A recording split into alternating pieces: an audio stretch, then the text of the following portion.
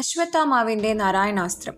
തന്റെ പിതാവായ ദ്രോണരെ കള്ളം പറഞ്ഞു വില്ലു താഴെ വെപ്പിച്ച് പാണ്ഡവർ കൊന്നതിൽ കോപിഷ്ഠനായ അശ്വത്ഥാമ പാണ്ഡവർക്കു നേരെ നാരായണാസ്ത്രം തൊടുത്തുവിട്ടു.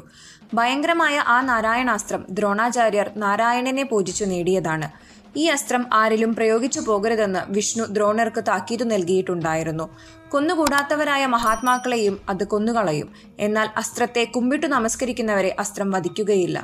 മനസ്സുകൊണ്ടെങ്കിലും എതിർത്താൽ ഈ അസ്ത്രം എതിർത്തവനെ ഏതു പാതാളത്തിൽ പോയി ഒളിച്ചാലും പിന്തുടർന്നു ചെന്ന് കൊന്നുവീഴ്ത്തും.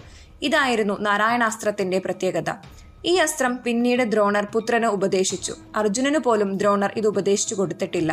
ഇത്തരത്തിലുള്ള അസ്ത്രമാണ് അശ്വത്ഥാമ പാണ്ഡവപ്പടയ്ക്കെതിരായി തൊടുത്തുവിട്ടത്. നാരായണ മഹാസ്ത്രം പ്രകടമായ ഉടനെ പിൻപുറത്തു നിന്ന് കാറ്റടിച്ചു. ആകാശത്തിൽ മേഘമില്ലാതെ ഇടിവെട്ടി. പലതരം ചക്രങ്ങളും ഇരുമ്പുണ്ടകളും അസ്ത്രങ്ങളും വിചിത്രമായ ആയുധങ്ങളും ആകാശത്തു പ്രത്യക്ഷപ്പെട്ടു. എതിർത്ത പാണ്ഡവ സൈന്യത്തെ അസ്ത്രം കൊന്നുവീഴ്ത്തി തുടങ്ങി. പാണ്ഡവപ്പട നാമാവശേഷമായി തുടങ്ങി. ഈ സമയം ഭഗവാൻ കൃഷ്ണൻ അസ്ത്രത്തിന്റെ ശമനത്തിനുള്ള വഴി കണ്ടു. എല്ലാവരോടും ആയുധം ഉപേക്ഷിച്ച് കൈകൂപ്പി നമസ്കരിക്കാൻ അദ്ദേഹം ഉപദേശിച്ചു. പാണ്ഡവപ്പട ആയുധം വെടിഞ്ഞിട്ടും അസ്ത്രം ശാന്തമായില്ല.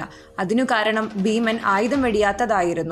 ഭീമന് അശ്വത്ഥാമാവിനോടുള്ള കോപം ചെറുതായിരുന്നില്ല. അതിനാൽ അവൻ അർജുനനോട് ആയുധം ഉപേക്ഷിക്കരുതെന്നും ഏതെങ്കിലും ദിവ്യാസ്ത്രം കൊണ്ട് നാരായണാസ്ത്രത്തെ അടുക്കുവാനും ഉപദേശിച്ചു.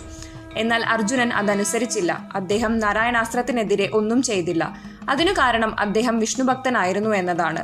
ഗോക്കളിലും ബ്രാഹ്മണരിലും നാരായണാസ്ത്രത്തിലും താൻ ആയുധം പ്രയോഗിക്കില്ലെന്ന് അർജുനൻ തീർത്തു പറഞ്ഞു. തുടർന്ന് ഭീമൻ ഒറ്റയ്ക്ക് കൗരവരെ എതിർത്തു.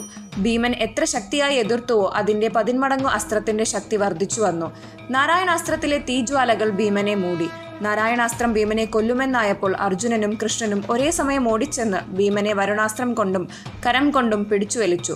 മഹാബലവനായ കൃഷ്ണൻ ഭീമനെ ബലമായി പിടിച്ചുവലിച്ച് താഴെ ഇറക്കി. കൈകളിൽ നിന്നും അസ്ത്രങ്ങളും ആയുധങ്ങളും പിടിച്ചുവാങ്ങി. അതോടെ ഭീമനും നിരായുധനായി. തുടർന്ന് നാരായണാസ്ത്രം ശമിക്കുകയും പാണ്ഡവർ രക്ഷപ്പെടുകയും ചെയ്തു. വീഡിയോ ഇഷ്ടപ്പെട്ടാൽ ചാനൽ സബ്സ്ക്രൈബ് ചെയ്യൂ, ബെൽ ഐക്കൺ പ്രസ് ചെയ്യൂ.